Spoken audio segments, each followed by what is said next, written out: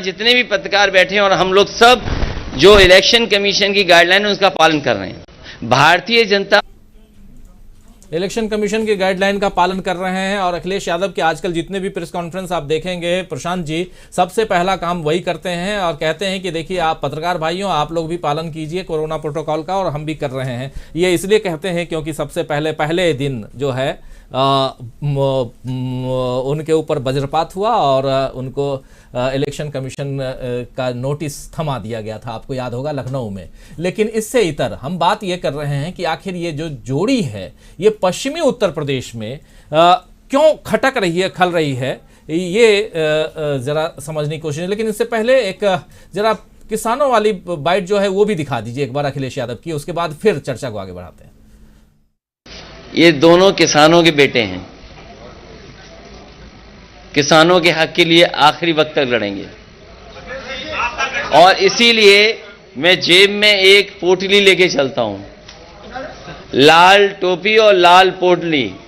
ये अन्नदाता के पक्ष में हराने के लिए, उन्हें भगाने के लिए अन्न संकल्प लेकर के चलता हूं। मैं तो कहूंगा पत्रकार साथियों, अगर आप में भी कोई लेना चाहे तो अन्न संकल्प ले सकता है। हम सब तो ले चुके हैं, ले लिया। अन्न संकल्प की बात कर रहे हैं, लेकिन बात यहां जोड़ी की है, किसानों के बेटों की जोड़ी, और यहां किसान स्पेशली। और इस प्रेस कॉन्फ्रेंस को मैं सुन रहा था प्रशांत जी, तो शुरुआत से ही किसानों का जिक्र करते हुए सुनाई दिए और बार बार किसान शब्द आ रहा था, किसानों की बात हो रही थी। जयंत चौधरी भी किसानों की बात कर रहे हैं, ये भी अखिलेश यादव भी किसानों की बात कर रहे हैं। पश्चिमी उत्तर प्रदेश है और उसमें किसान कितने खफा हैं बीजेपी से, ये भी बात हो रही है। लेकिन इसके बाद भी बहुत लोगों से बात अगर करें तो कहते हैं कि नहीं, वो बाहर की बात है, अंदर तो ये लोग जाकर वोट देंगे बीजेपी को ही। क्या लगता है आपको? राजीव जी, ये उत्तर प्रदेश का चुनाव बहुत ऐतिहासिक चुनाव है। और मैंने विश्वनाथ प्रताप सिंह का चुनाव इलाहाबाद का देखा, जब राजीव गांधी थे, उपचुनाव था वो, उसमें जनता चुनाव लड़ रही थी। 77 का चुनाव जनता ने लड़ा था। जनता पार्टी तो 1 महीना पहले पैदा हुई थी इलेक्शन के।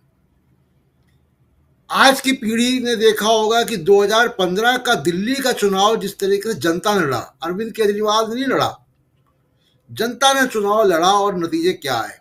और ऐसा कई बार हम लोग देखते हैं कि जब जनता चुनाव लड़ती है तो नतीजे बहुत फर्क होते हैं। और 10 मार्च को ये हम लोग इसकी तस्दीक हम लोग करेंगे यहाँ बैठकर कि इस चुनाव में अखिलेश, प्रियंका गांधी, जयंत चौधरी या मायावती चुनाव नहीं लड़ रहे। चुनाव इस वक्त जनता लड़ रही है। तो ये इलेक्शन कमीशन को न्यूट्रल रहना चाहिए, लेकिन उसका पिछला रिकॉर्ड है, जैसा बुशरा जी बता रही थी, हमने बंगाल के पहले बिहार में भी देखा कोरोना की पहली वेव के दौरान किस तरीके से इलेक्शन कमीशन का बिल्कुल पार्टीजन व्यू था। और इस इलेक्शन में भी हम देख रहे हैं, और केवल इलेक्शन कमीशन नहीं, बाकी संस्थाएं भी। अब ये अलग लंबी चर्चा हो जाएगी, लेकिन जिस तरीके से लोकतांत्रिक संस्थाएं अपने आप को सरेंडर कर रही हैं, चिंता का विषय है। लेकिन लोगों ने कभी भी इसको मंजूर नहीं किया है। एक हद तक लोग मंजूर करेंगे। जहाँ तक उत्तर प्रदेश की बात है, पश्चिम उत्तर प्रदेश की बात है, राजीव जी, पश्चिम उत्तर प्रदेश का चुनाव भी किसान लड़ रहे हैं। वो जयंत चौधरी, अखिलेश के ऊपर निर्भर नहीं है, वो किसान लड़ रहे हैं। बहुत सी बातें होती थी टिकैत के बारे में कि यहाँ चले जाएंगे, वहाँ चले जाएंगे, कहाँ गए वो? क्योंकि नीचे से किसानों का बहुत तो फोर्स है, बहुत ताकत है उनके ऊपर, और उनका राजनीतिक वजूद खत्म हो जाएगा अगर वो इधर उधर जाएंगे तो। और यही हाल जयंत चौधरी या अखिलेश के साथ भी है। एक बात। दूसरी की बीजेपी में इतनी परेशानी क्यों है? एक तो पश्चिमी उत्तर प्रदेश में अगर जो जाट लैंड जिसको कह रहे हैं, यहाँ पे अगर विपरीत परिणाम आएंगे तो उसका सीधा असर किसी तरह बची हुई हरियाणा की सरकार पर तुरंत जाएगा।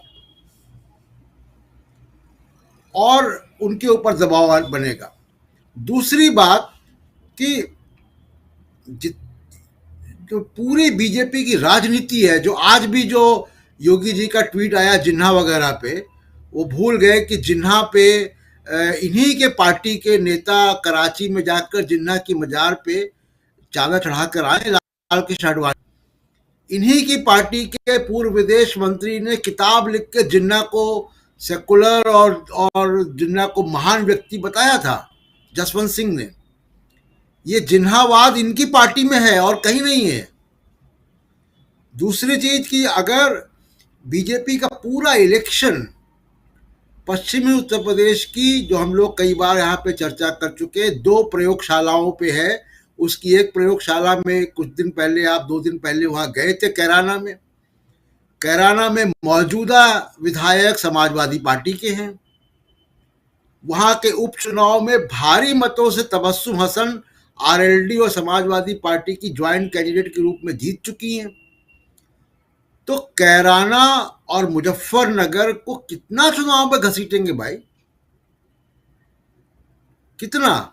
मतलब 2049 तक के चुनाव में कैराना और मुजफ्फरनगर की बात करेंगे तो ये कुछ चल नहीं रहा है इनका, इसलिए मजबूरन इनको, इनके पास कुछ और है भी नहीं बेचारों के पास, तो ये मजबूरन ये सांप्रदायिकता और जिन्ना और पाकिस्तान और ये सारी चीजें लाएंगे। और कैराना और मुजफ्फरनगर, अब कैराना मुजफ्फरनगर अगर नहीं चला, जो कि नहीं चल रहा है, तो फिर इनका पूरा इलेक्शन ही खत्म हो जाएगा।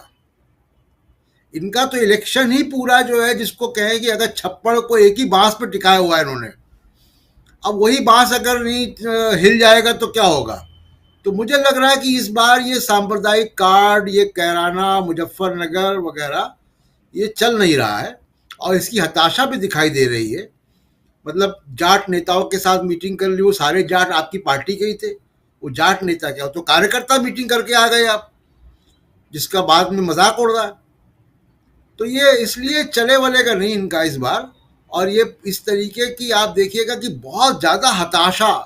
अभी तो इनके बड़े भाई नरेंद्र मोदी जी चुनाव में नहीं आए, उनका उनकी उनकी अदाकारी हम दीदी और दीदी में देख चुके हैं पश्चिम बंगाल में। अभी वो यहाँ पे आके क्या क्या कारनामे करेंगे, कैसी भाषा में बोलेंगे, शमशान कब्रिस्तान लाएंगे, दिवाली और ईद लाएंगे, वो दुनिया भर की चीजें वो भी लेकर आएंगे। और इलेक्शन कमीशन ऐसे ही आंखों में पट्टी बांध कर देखता रहेगा। लेकिन जैसा मैंने पहले कहा कि इस बार का चुनाव उत्तर प्रदेश की जनता लड़ रही है और 10 तारीख को हम देखेंगे क्या होगा। उत्तर प्रदेश